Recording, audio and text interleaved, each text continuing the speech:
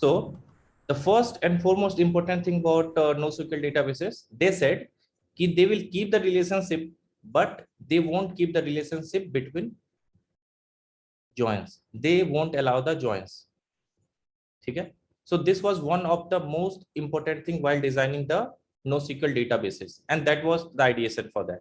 Now, one of the important thing here was earlier in the relational databases we were keeping the joins, and because we were distributing the data to multiple tables, right? Now here we said if there is gonna be data duplicacy, we'll allow the data duplicacy, but we won't allow the joins. So we'll keep only a single table approach. Okay. And see, the problem was not intended in the SQL databases or the relational databases schema. The problem was how we query the databases.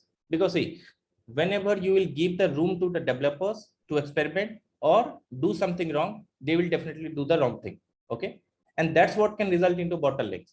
I have seen a query in the relational or database server that was running for more than half hour, because the one of the developers wrote that code, and because of that it was running continuously and CPU utilization were going above 90%, because the query was not optimized, because the optimization was in hands of developer. So often they will miss couple of things. So this was one of the thought process behind the relational NoSQL databases, that we won't give the developer the room to go wrong. Okay, will limit few of the functionality, but we won't allow them to go terribly wrong with that particular structure. Okay, I'll be back in a minute. I just need to collect a parcel.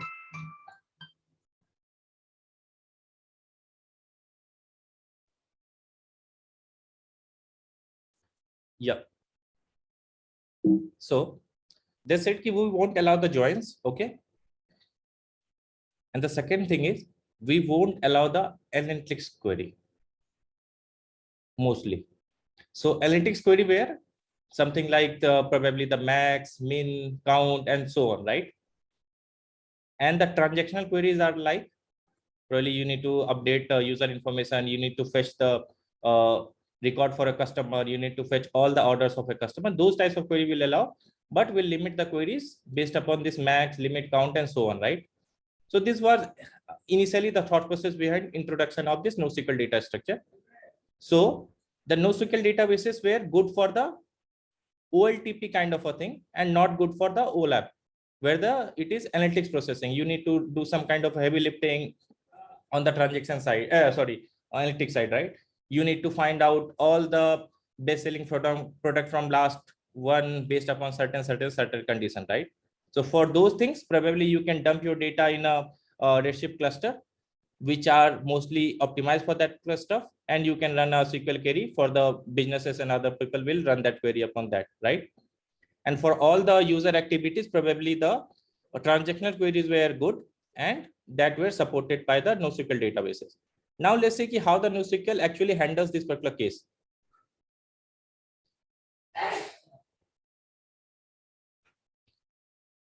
Mostly it is the concept with all the databases, all the NoSQL databases, but primarily I'm taking the example of DynamoDB.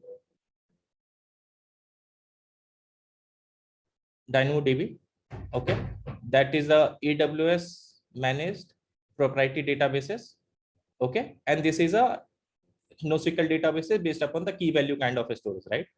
So here they have defined the concept called primary key, which is similar to all the databases have this primary key, right? And what is the definition of a primary key?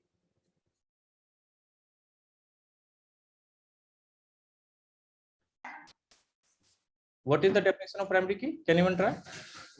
A unique non-null column or a group of columns. Correct. Probably a unique key kind of a concept, and the similar concept were there in the primary key. So they said, I'll give you two keys.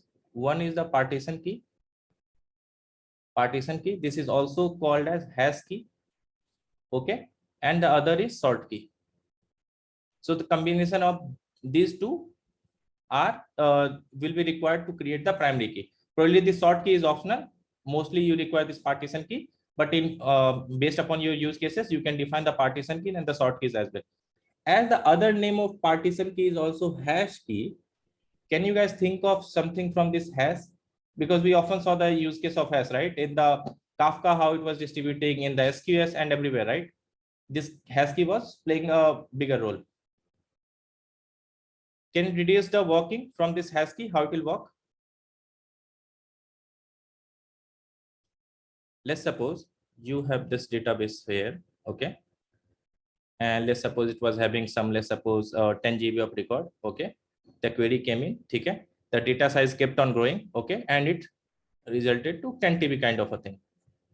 Now, as this is scaling, okay? Earlier, you need to do the vertical scaling. Now, what you can do, hash-based partition, yeah. You guys can't see the screen? Okay, that's an old message. Okay.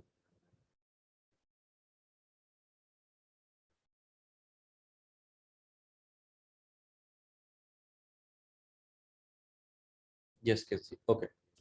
Now, so the hash-based partition, right? So as the data size will growing in the relational databases, you need to scale it vertically. You need to add multiple cores, RAM, and what else, right? Now here, what we'll do, we'll add a parallel server, okay, that has the database information, okay. Now I'll keep 1 TB here, 1 TB here, and even we can keep the smaller size, 1 TB. I'm just giving the rough example. It does not grow to 1 TB. It's hardly a few GBs that you give to one of the partitions, right? Now, based upon that hash key or the partition key, okay, we calculate hash, okay, and we know how many partitions we're gonna distribute the data. Based upon that hash, we'll take the modulus and we'll distribute the data to multiple partitions, right? And the query is mostly the transactional query, where you need to give me all the orders for that particular customer, right? So probably the customer ID is hash key and the order ID can be the sort key, right? Now you just need to hit that particular DynamoDB with those two attributes. It will know from the customer ID which partition it needs to query upon. From that partition, it will fetch the data record corresponding to that customer, okay, and it will give the response. So the chances of getting wrong here is very minimal, right? Because you are not allowed to do the query on multiple things. Even someone can say that Dynamo allows the scan query. Dynamo allows two kind of a thing, a scan and a query. So as the name suggests, query is something you need to query and fetch the records, right? And what is the scan? So mostly when these results can't be returned from the query, you don't have the keys where, then you use a scan. But a scan is a very timed to traverse like old database. Correct. To traverse like the whole database kind of a thing. And a scan is a very non-optimized query. It won't give you the result within what you expected. The query gives you a result in a single digit millisecond. Single digit millisecond. It's a great improvement. No matter the data size 1 GB, 10 GB, 10 TB or whatever, it will give you the result in a single digit millisecond guaranteed. Okay. And the scan can take a lot of time. So there were chances of going wrong with the scan as well, right? So the DynamoDB developers, what they did, they limited the scan size and the query size both to 1 MB, I guess. So 1 MB is like in a single call, you won't be able to fetch more than 1 MB of data. So the chances of getting wrong at scan and query both got minimized, right? Probably on a scan side, if someone has introduced a scan key, scan this entire table. Let's suppose some inexperienced developer comes in and he lands a query, he scan entire table. He don't know about scan and query difference. So this was going to take a lot of time, right? It will consume the CPU utilization as well. So to avoid that, DynamoDB has restricted the query size or the scan size to be 1 MB. So the chances of going wrong here is minimal. Now, can it introduce some problem with the query limiting to 1 MB size? Can you think of one of the use cases where this particular thing can result in a problem? Query 1 MB size. When one customer can have a lot of orders placed. Correct. So the And first use case that we saw, the customer ID. Okay. Yes, maybe select type of query. Select type of query is not allowed. Okay. Select based upon the any of one key, right? Based upon that partition key you need to query. So let's suppose this customer has a lot of order. Let's suppose he has done and probably better than order, we can give something else like everyone used to play games, right? Online games. Now let's suppose there is some gamer whose job is to, let's suppose, play, let's suppose 100 games daily. Now for him, the size of the number of games played will be too high, right? So if I'll say, hey, fetch games for me, whatever games I have played, fetch all the games that I have played, right? So I'll query in that partition and I'll come to know that that particular person has played, let's suppose 10,000 games, right? Or 1 lakh games. Now, if we're going to return this 1 lakh rows, is it be feasible for us? Returning 1 lakh rows, it will increase the response size, it will increase the query time, right? That's what they have introduced this 1 MB size, right? So what they will do, hey, take this 1 MB of data with you, okay, and return to customer and further query me, and I'll give you something where last you have read, okay, last read kind of a thing, and pass me the next time, and I'll give you the rest 1 MB of data. So this was introduced to create pagination kind of effect, right? You have written, let's suppose 100 games to the user. And user said, no, I want to fetch some other games. So he will click next, right? So he will click next, and based upon that next, probably you need to again fire a query. Or what you can do, as soon as the that particular player has fired that query, you will fetch first 1 MB of data, and you will keep polling the data for further records. Okay, you will return that 1 MB of data. You will keep polling this data and keep in some kind of a cache. So the next time it clicks next, probably you will be directly able to serve from cache, and you don't need to hit the DynamoDB to get the data. So this was about that 1 MB limit and why it was introduced, right? So the chances of going wrong here is minimal. Okay. Now, probably you can use DAX acceleration as well. So DAX acceleration is something like, it is provided on top of DynamoDB, okay?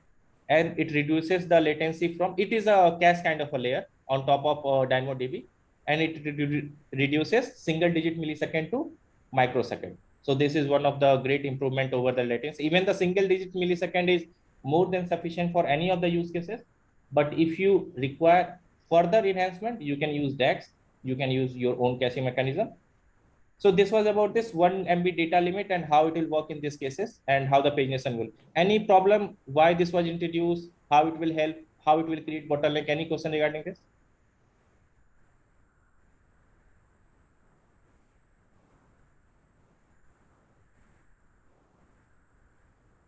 Okay. Now let's look at one more problem with NoSQL databases. One major problem. Okay, and where it can go wrong, right? Now, explain partition key 1 second. Okay, so the partition key concept is very straightforward. Let's suppose you have, we were coming to the concept of horizontal scaling, right? So you have distributed the data into multiple servers, but how the data will be distributed to multiple servers? So let's suppose you are calling the data customer ID, right? Or gamer player ID. Let's suppose change it to player ID. Okay, player ID. And the query is, give me all the games that this particular player has played, right? And your partition key was player ID, okay? And the sort key was game, right? So you have partitioned the data based upon the player ID. So how this partition will work?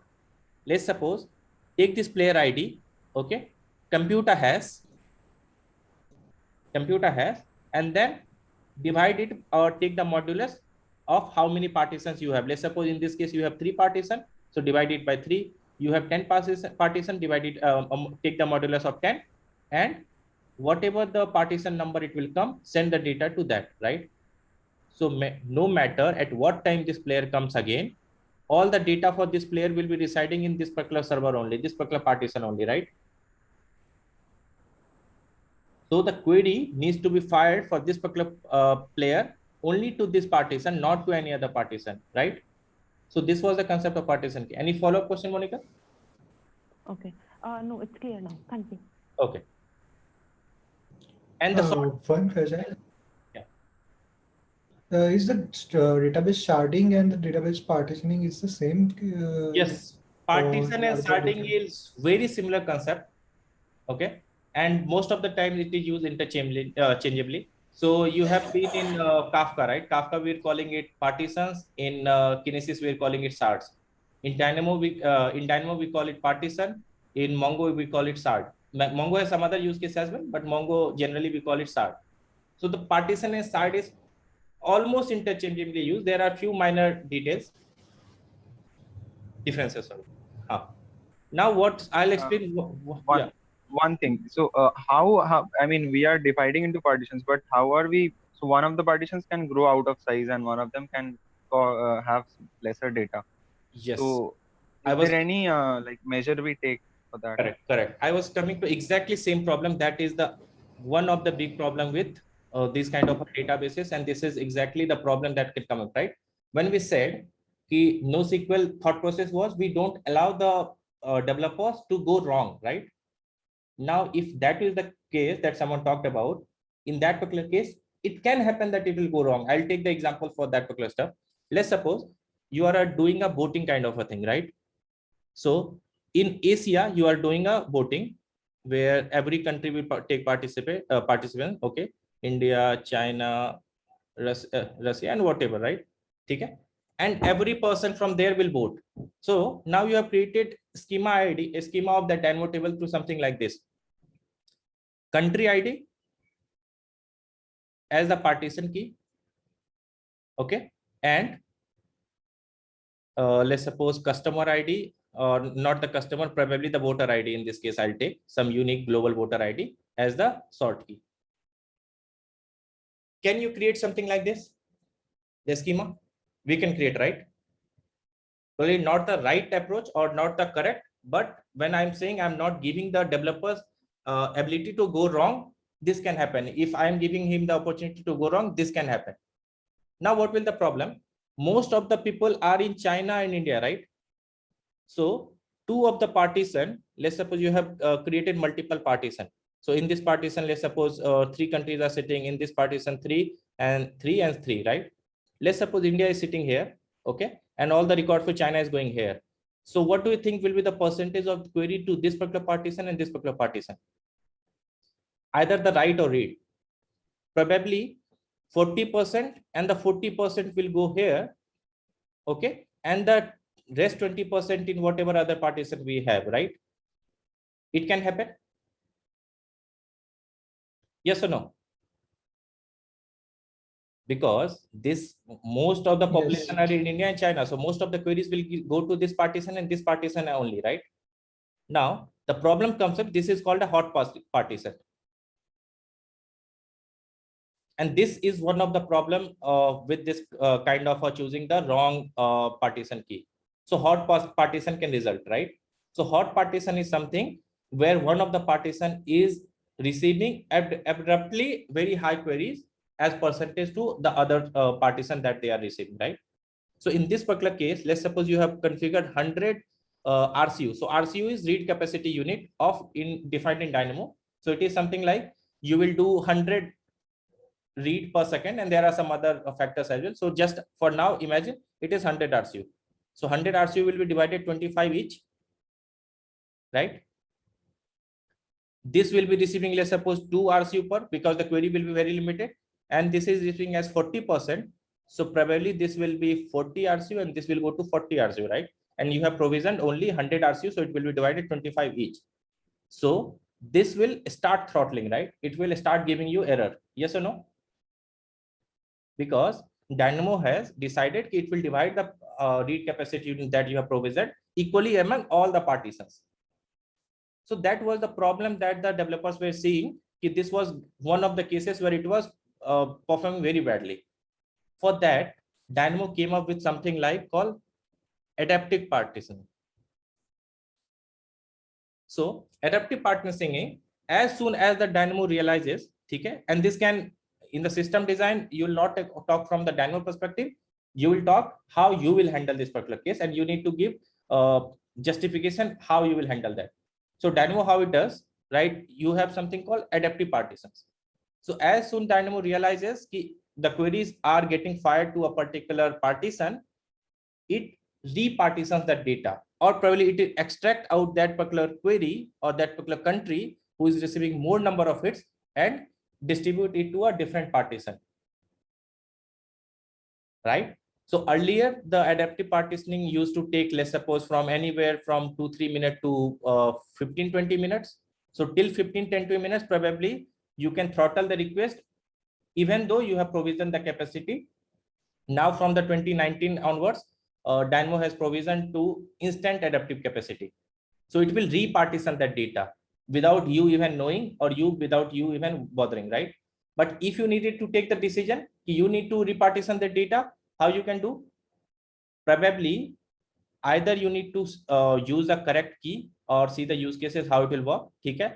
Or probably you will say, okay, for this particular key, I need to use some kind of other mechanism, or after this also, I'll restart the data or repartition the data. Each partition I can distribute into multiple partitions, or for this partition, I'll repartition only, and for this all, I'll not repartition. So these kind of all things you can take care of. So this was the problem with hot partitioning. Any doubt in this? And probably remember this concept, hot partitioning. Many a times in interview, if someone will ask you this question, okay, and while they're designing a system, this you need to take care of. If someone asks you, design a database or design a schema or a system for a customer dashboard or a seller dashboard, right? So you will do all kind of good stuff. You will create the NoSQL databases. You will create this dashboard. Now, the interviewer or the question might come up, what will happen if you know one of the seller is very big, right? He is selling in entire country and he has a lot of shop. So almost 80% of the request for that customer is going into system, and rest 20% of the queries are for the other sellers. It can happen, hypothetical scenario, right?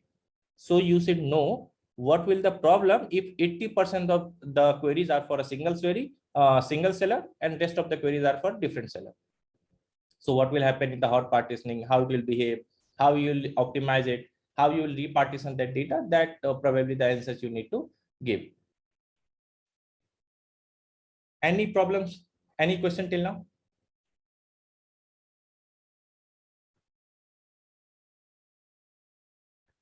So Ravi, how does it happen instantly?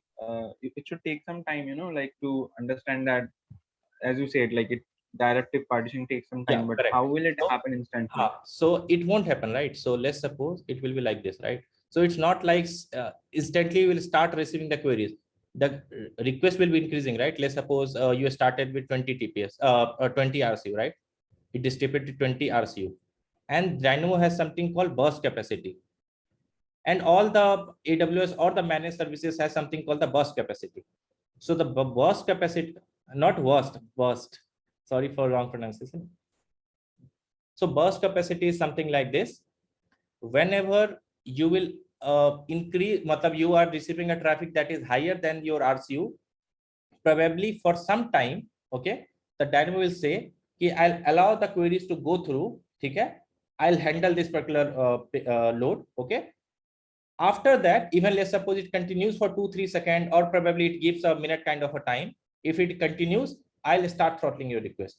So within that time, the Dynamo can take care of, I have analyzed this is one of the hot partition that is developing, okay, and probably it can distribute that particular to a different partitions. So it can utilize the burst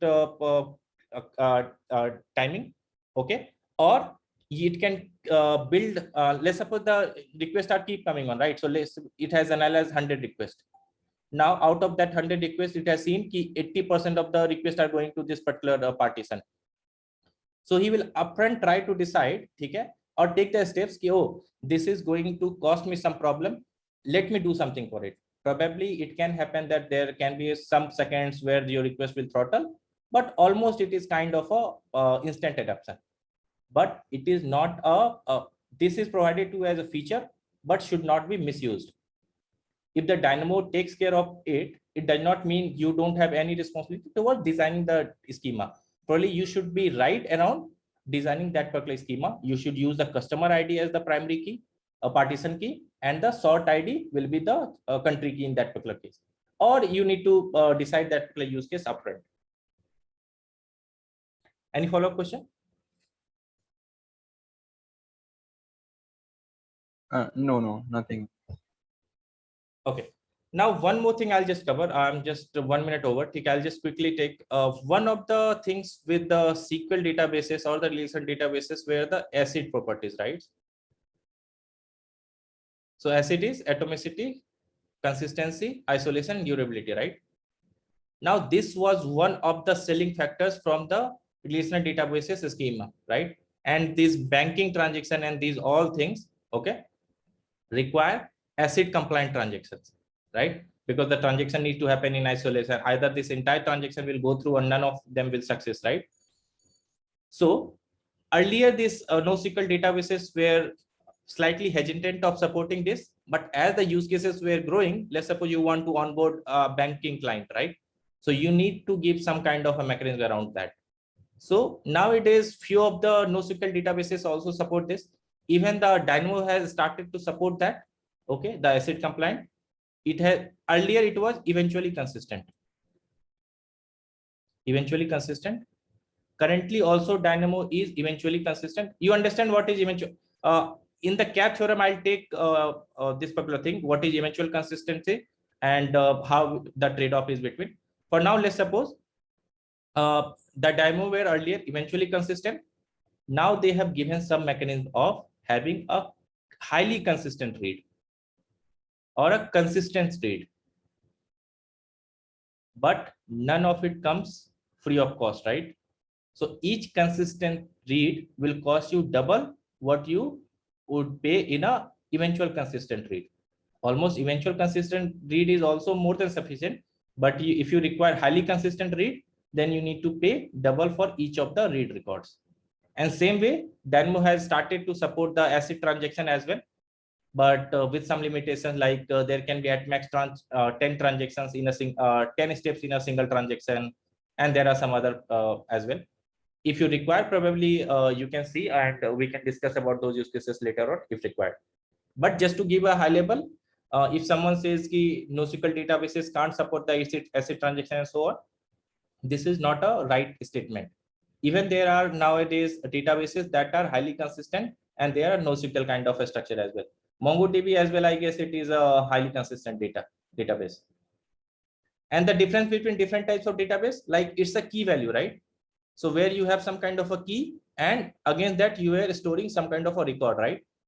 And in Dynamo, each record is at max of 4 KB. You can't have a record that is more than 4 KB of size. And on the other hand, there is a Mongo, which is a kind of a key document based database kind of a thing. You have some keys, and against that key, you can store some document kind of a thing. And there is, I guess, probably, I'm not exactly sure. Cassandra, I guess it was a key versus column based database. I'm not exactly sure. If you guys probably have worked on that, you might be knowing what kind of database is that. Okay, but Cassandra is, I think, columnar database. Column based database, right?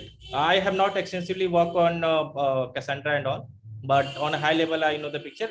All look same. It is key versus record. It is key versus document Mongo. This is key versus column. Kind of a thought process is same. Okay? Internal implementation and few of the queries and other things can differ. Okay, I'm done from the session. I'm open to question. Any question? I have one question. Yeah. Go ahead. Yeah, Ravi, Go ahead. Yeah. You said that 4 KB for Dynamo. Yeah, 4 KB for Dynamo per record. I think it's 400 KB. I guess it's a 4 KB. Not exactly sure. I need to double check, but I guess it's 4 KB only. 400 KB.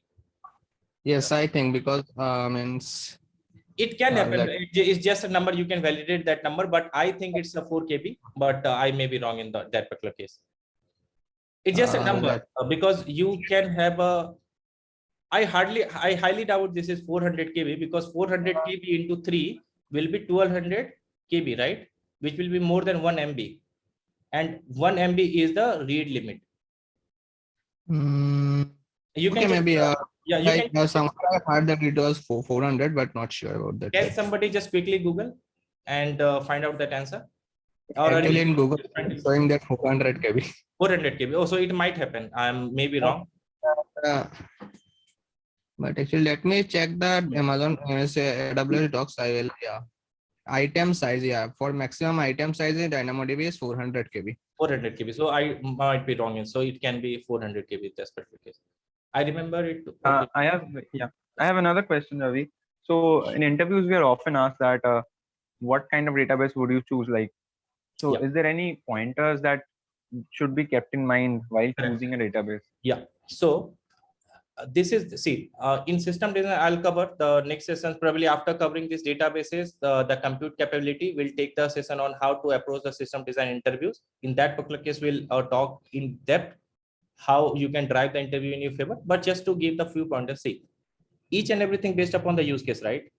Now, when you see your queries are gonna be, okay, probably based. So in NoSQL databases, you upfront decide your access pattern. So access pattern is on what key the query is coming to be.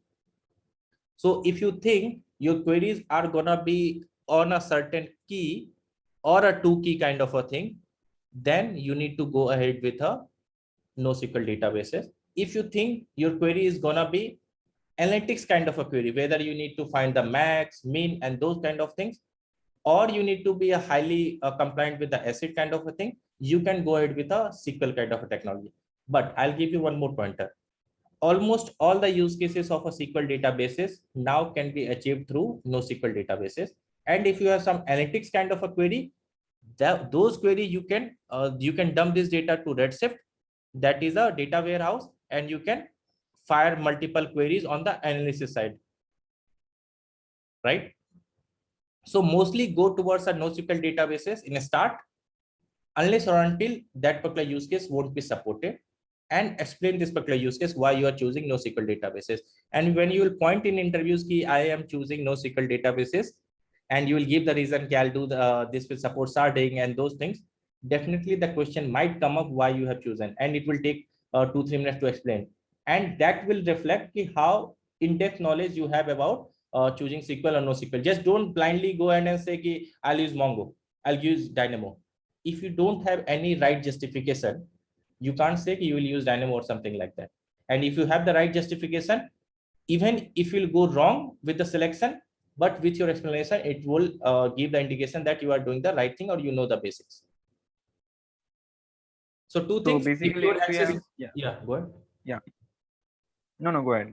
Okay. So if your access is key based, okay, then definitely you need to go ahead with the NoSQL databases, because they are highly scalable from the horizontal scaling perspective. And given the size of the volume in the interviews, they give some random size, right? 1 billion and 1 million read per second, and those kind of things, right? So on those cases, the Dynamo or the NoSQL databases will work best. Okay. So for example, you can take a very small example. Let's say a URL shortening service where we have a short key and the entire URL. Correct. So like we can simply use an RDBMS for that, where the short key can be the primary key or something. Yes. And a string column for that.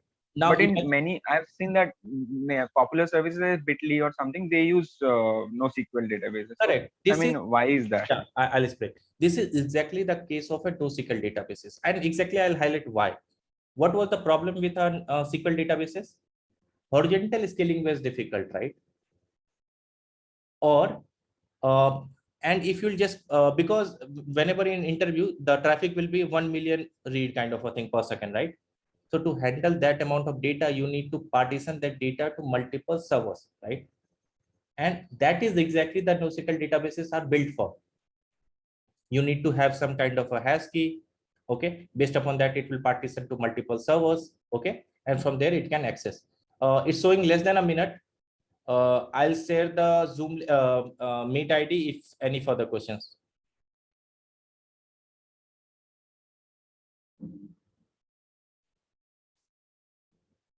I'll share the meet link in the group. If anyone has doubt, I'll be there for 10 minutes. You guys can ask the question.